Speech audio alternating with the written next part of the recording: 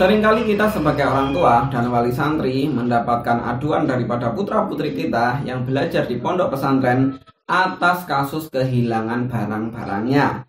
Ya, kehilangan barang di pondok pesantren adalah suatu hal yang mungkin bisa kita katakan sangat wajar. Namun bukan berarti itu dibenarkan. Mencuri dimanapun tempatnya, dimanapun belajarnya di pondok pesantren manapun, termasuk kategori pelanggaran yang berat. Di kantor misalkan, seorang santri ketahuan mencuri akan langsung diusir, meskipun hanya mencuri 1 buah pulpen sekalipun. Mengapa demikian? Karena yang dinilai bukan besar kecilnya apa yang dicuri, tetapi mental mencurinya tersebut. Apabila mental pencuri ini sekali melakukan pencurian dia tidak ketahuan dan terus dibiarkan, dia akan belajar dan mencoba untuk mencuri lagi yang lebih besar. Oleh karena itu, sekali saja ketahuan besar ataupun kecil nilai yang dicuri akan langsung dikeluarkan. Nah, kalau gitu kenapa Mas kok masih saja terjadi kehilangan barang di pondok pesantren?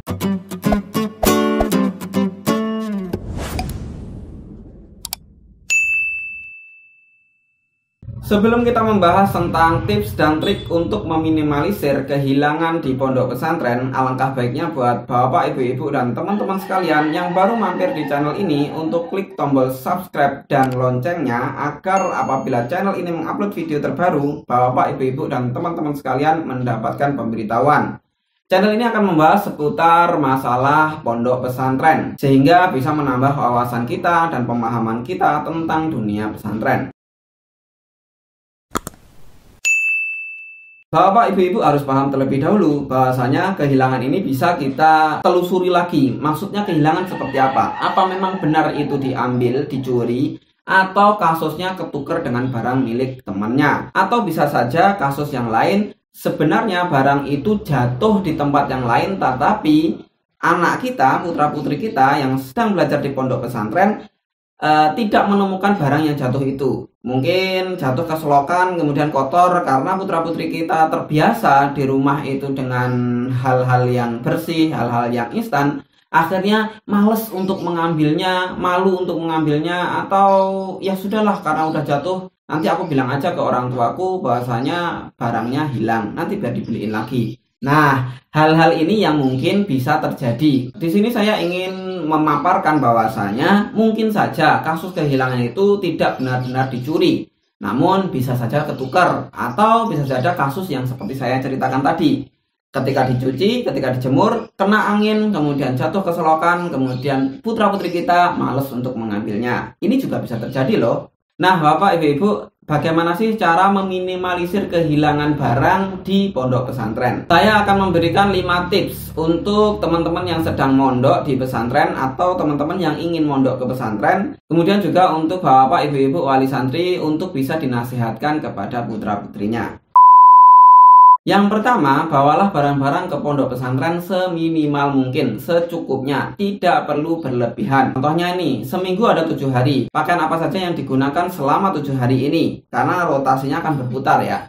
Nah, apa saja? Contoh nih, pakai baju, kemeja, anggaplah 3 potong, 2 hari, 2 hari, 2 hari. Sehingga sudah 6 hari terpenuhi. Yang 1 hari, hari Jumat misalkan, itu pakai kaos olahraga.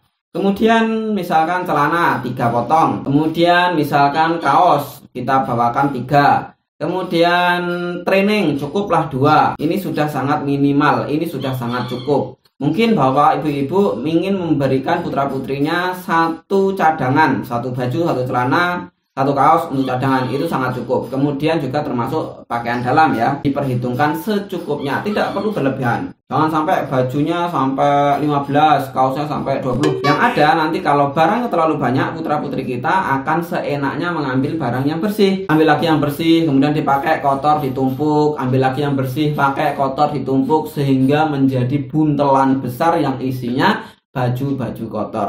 Saya ingat sekali dengan pepatah bahwasanya pelaut yang handal tidak akan tercipta dari ombak yang tenang. Nah, dari sini kita juga bisa mengajari putra-putri kita untuk memanage bagaimana memanage kehidupan berpakaian. Ini juga sangat penting loh. Karena apa? Ketika kita beri pakaian yang cukup, yang mungkin kita bisa katakan pas sekali dalam 1 minggu, putra-putri kita akan terpacu untuk berpikir, nah bagaimana nih? Dari Sabtu sama Ahad kita sudah pakai satu setel pakaian, Senin harus sudah kita cuci, Senin Selasa pakai setelan yang kedua, nanti hari Rabu kita pakai setelan ketiga. Nah, nyucinya bisa 2 hari sekali, nggak perlu 1 minggu sekali. Karena apa? Ini juga belajar kerajinan, kerapian, ketelitian, dan sebagainya. Termasuk juga buku, pulpen, kemudian sepatu.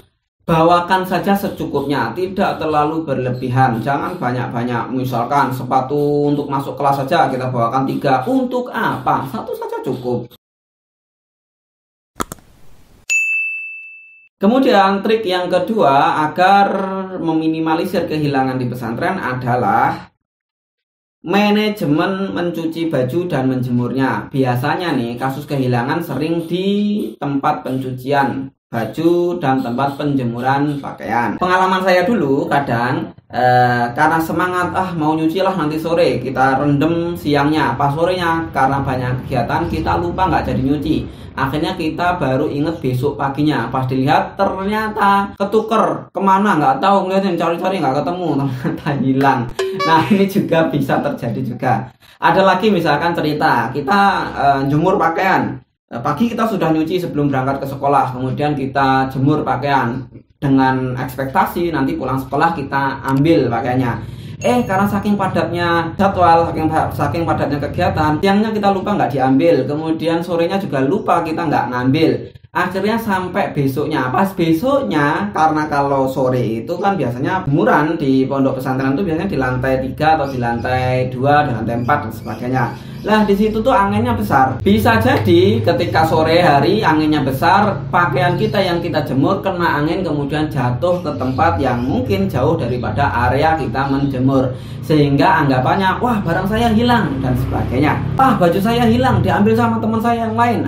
Bisa jadi seperti itu. Padahal kena angin, karena keteledoran kita ketika menjemur tidak langsung diambil tepat waktu. Nah, untuk daripada itu kita latih anak-anak kita untuk memanajemen waktu. Kalau memang pagi dia menjemur, siang atau maksimal sore harus segera diambil untuk menghindari ketuker dengan pakaian temannya yang lain atau terkena angin sehingga jatuh ke tempat yang lain. Seperti itu. Manajemen mencuci dan menjemur itu harus benar. Saya sarankan untuk dibelikan hanger ya, hanger digantungkan pakai hanger, kemudian sama penjepit baju supaya apa? Supaya tidak terbang.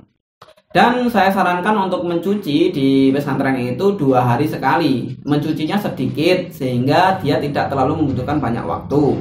Terus kemudian juga tidak terlalu banyak pakaian yang dijemur sehingga kita bisa hafal, oh pakaian ini yang dijemur. Terkadang banyak kasus yang mencucinya seminggu sekali, pakaiannya banyak, kemudian pas dijemur, dia itu pakaiannya banyak yang dijemur, sehingga kadang lupa, lah ini pakaianku apa bukan ya? Nah ini juga bisa terjadi loh ya, Bapak Ibu-Ibu.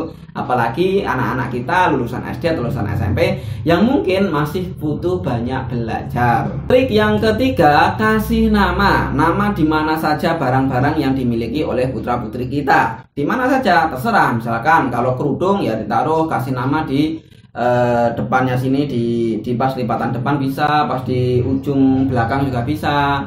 Kemudian kalau baju bisa di sini, di saku depan bisa. Kemudian di kerah sini juga bisa, di kerah yang belakang juga bisa.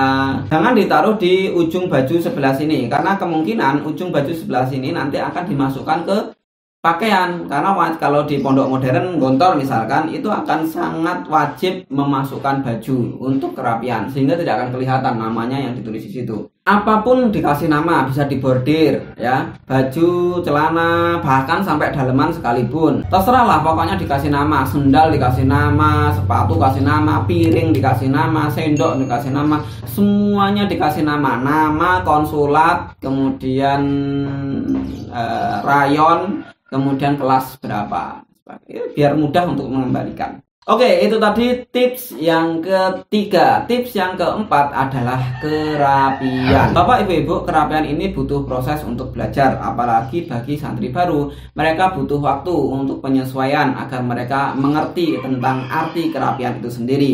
Setelah makan, piringnya langsung dicuci, sendoknya langsung dicuci, langsung dimasukkan ke lemarinya ditempatkan ada tempatnya, sepatu juga setelah pulang sekolah tidak langsung lepas di depan kamar, tapi langsung dibawa dimasukkan ke lemarinya. Baju juga nyuci pagi, siang langsung diambil, sore langsung diambil, langsung dilipat, langsung dimasukkan ke lemarinya. Insya Allah dengan kerapian ini akan meminimalisir kehilangan. Poin yang kelima adalah teliti. Teliti ini mencakup hal semuanya ya, termasuk teliti terhadap keamanan. Ini penting sekali. Kita kan tidak pernah tahu nih santri-santri yang lain tuh latar belakangnya seperti apa. Apakah dulu sebelum mondok dia nakal, dia sudah pernah mencuri meskipun taraf kecil, atau lain sebagainya. Nah, untuk itu mengharuskan putra-putri kita untuk bersikap teliti. Teliti dalam terkait apa? Terhadap barang-barangnya. Kalau memang itu barangnya, segera masukkan ke lemari. Kemudian kalau sudah disimpan di lemari, kemanapun dia pergi, entah itu ke kelas, entah itu ke dapur, entah itu ke kamar mandi, jangan lupa kunci lemarinya. Ingat katanya Bang Nabi, kejahatan bukan hanya muncul dari niat si pelaku, tetapi karena juga ada kesempatan. Maka jangan beri kesempatan niat buruk itu muncul. Kunci kemanapun keluarnya dikunci. Biasanya aturan ini sudah sangat diperketat di Gontor, bahwa setiap santri ketika keluar dari kamar harus mengunci lemarinya. Termasuk ketika tidur, dikunci juga lemarinya. Karena kita nggak tahu pencurian itu kapan waktunya. Nah, mungkin itu Bapak, Ibu-ibu, dan teman-teman sekalian 5 tips dan trik agar meminimalisir kehilangan di pondok pesantren. Mudah-mudahan apa yang saya sampaikan ini bermanfaat, sehingga akan tidak ada lagi keluhan-keluhan daripada putra-putri kita yang nelpon, "Pak, Ma, barangku hilang, Pak, Ma, barangku hilang." Mudah-mudahan kita sebagai orang tua dan wali santri senantiasa dapat memahami keadaan, kekurangan, kelebihan yang ada di pondok pesantren. Biarkan semuanya itu berjalan secara natural agar anak-anak kita belajar arti kehidupan, belajar teliti, belajar manajemen waktu, belajar manajemen kebersihan, belajar bergaul dengan teman-temannya, belajar memilih teman mana yang mensupportnya, mana yang tidak mensupportnya. Saya Fedy Cahyono, sampai jumpa di video selanjutnya. Assalamualaikum warahmatullahi wabarakatuh.